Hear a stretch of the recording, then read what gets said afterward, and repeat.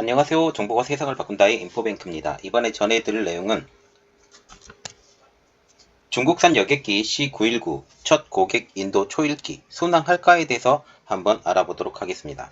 여러분의 구독, 좋아요 한 번씩 눌러주시고 필요하시면 알람 설정까지 부탁드리겠습니다.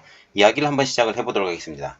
지금 중국산 첫 상용 여객기인 C919가 시험 비행을 성공을 하면서 이제 고객사에 인도될 날을 기다리고 있죠. 미국의 제재에 따른 부품 조달의 어려움 속에서도 계획대로 C919를 이제 계약사에 인도하겠다라는 방침을 중국이 갖고 있습니다.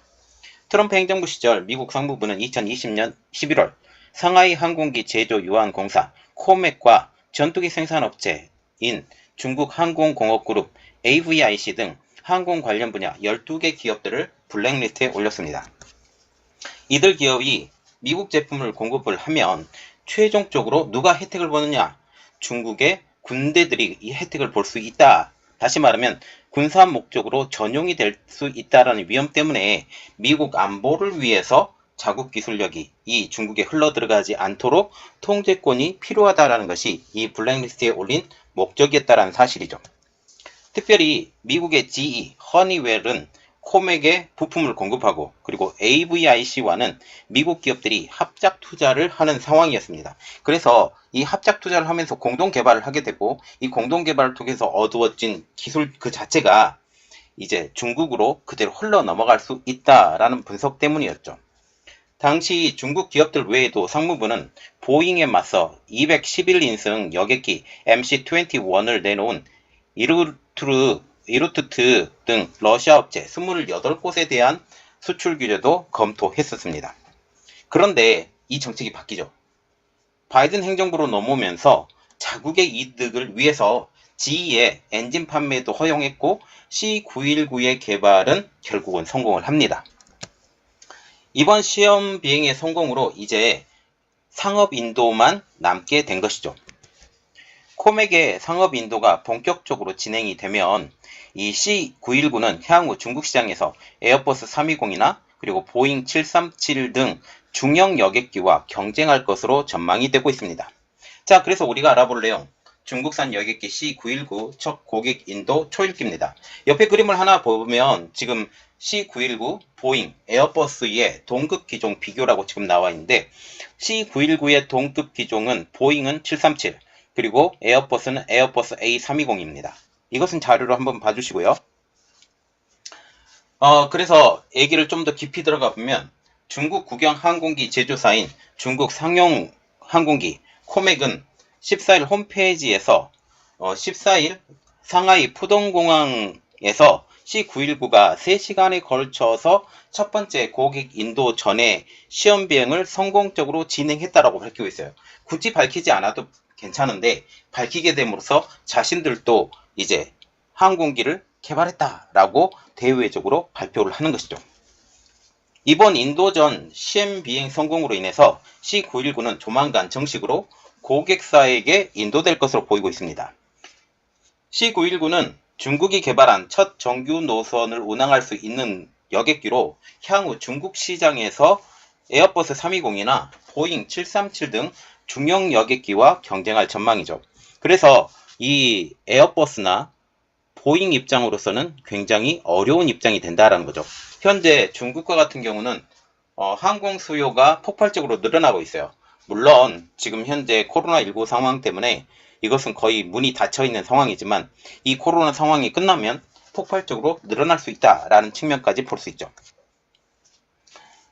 지금 중국 상페이가 2008년부터 연구 개발을 시작한 C919는 기내 통로가 하나인 중형 여객기로 158석에서 168석까지의 좌석이 설치될 수 있습니다.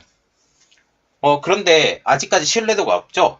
신뢰도가 검증되지 않은 새 기종이지만 중국 정부는 정책적으로 메이드 인 차이나 그래서 중국에서 만든 제품에 대해서 우수성을 좀 알려주기 위해서 중국 정부가 정책적으로 자국 항공산업을 육성한다는 점에서 생각하면 C919가 중국에서는 순조롭게 팔릴 가능성이 굉장히 높다라는 사실이죠.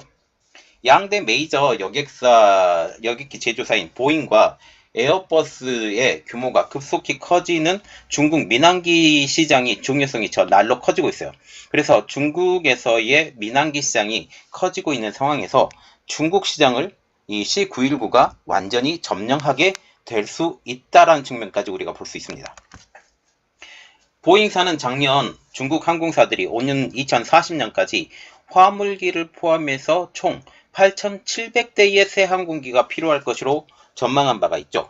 이 중에 대형 항공기는 빼놓고 중형 항공기만 지금 커버를 한다고 그래도 상당히 많은 부분의 항공기가 이 C919로 대체될 것으로 보이고 있다는 사실이죠.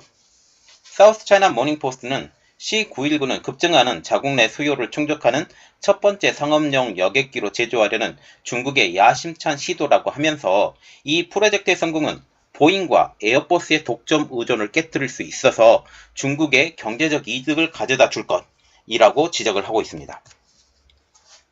국영항공사인 동방항공은 작년 3월 C919 5대의 구매 계약을 정식적으로 가장 먼저 체결했습니다. 이 밖에도 국제항공, 남방항공, 수천항공 등 항공사와 공상은행 리스, 중국은행 리스 등 항공기 리스사가 수백 대 규모의 구매 의향을 이미 밝힌 상황이죠. 이렇게 딱 보더라도 지금 어떻게 돼요? 몇백 대가, 수백 대가 이미 선예약이 되었다라고 보시면 되겠죠.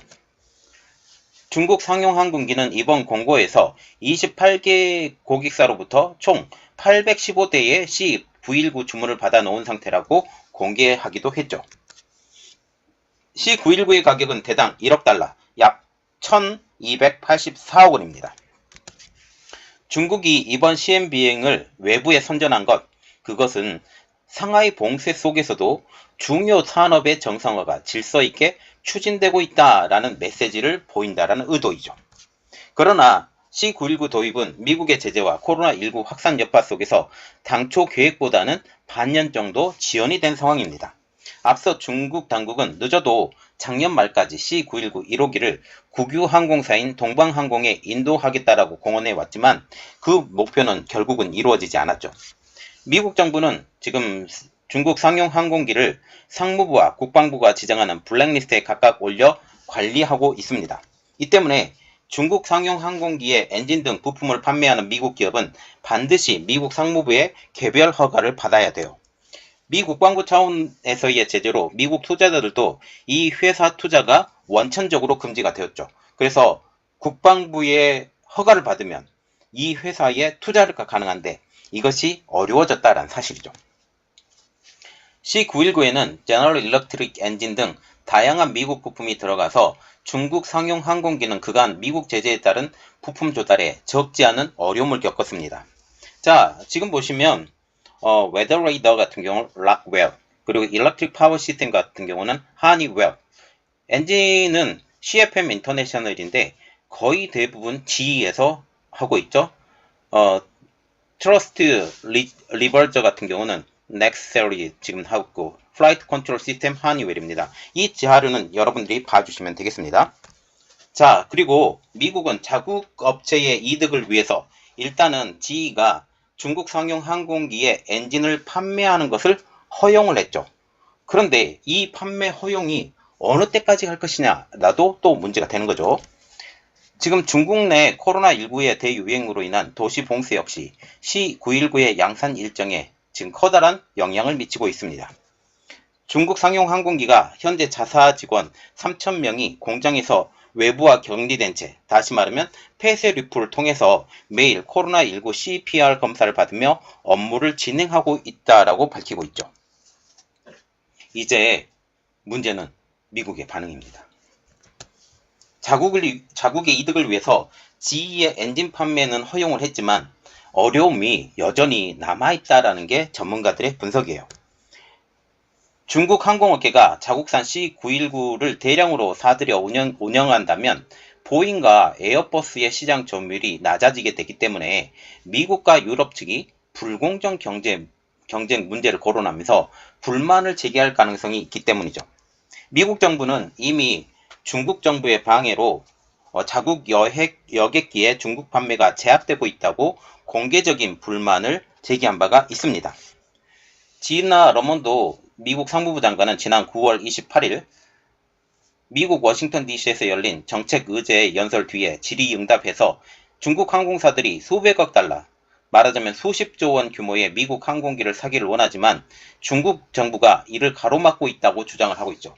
결국은 C919로 사기를 원하는 중국 정부의 밀어줌이 있다라는 것을 여실히 증명한다라는 사실이죠.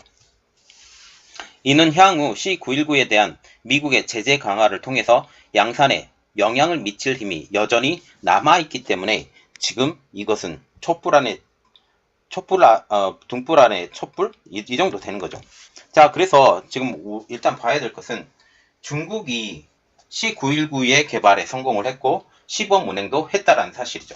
이것을 통해서 이제 물건도 가는데 문제는 얼마나 많은 양이 갈 것이냐, 그리고 GE가 엔진을 얼마나 오랫동안 대줄 것이냐, 그 문제가 지금 남게 되는 거죠. 극도로 제한을 한다면 이것은 결국은 중국의 항공산업의 발전이 여전히 없다. 그리고 현재 러시아의 항공기 자체가 깨어지고 가고 있는 상황, 이러한 상황에서 미국의 항공기 기술이 얼마나 좋은 건지 지금 다시 한번 여실히 증명되고 있는 상황에서 지금 중국은 자력으로 항공기를 만들려고 하지만 주요 부품 자체가 미국에서 그리고 유럽에서 들어오는 상황에서 이것을 자력으로 결국 할 수 있을 것이냐 라는 측면까지 우리가 고려를 해봐야 된다라는 거죠. 이것을 보면서 한국의 KF-21 이 상황도 우리가 스스로 하진 못하지만 미국의 도움을 받아서 많이 가요. 내부 제품들이 100% 우리나라 제품으로 안 됩니다. 그래서 세계적인 그 프렌드십을 통해서 우리나라도 이렇게 발전하고 있는데 미국과의 관계가 여전히 좋아져야 된다라고 생각을 하는 거죠. 이번 내용은 여기까지 하겠습니다. 저희 내용이 여러분들에게 도움이 되셨다라고 생각을 하시면 구독, 좋아요, 그리고 알람 설정까지 부탁드리겠습니다. 감사합니다.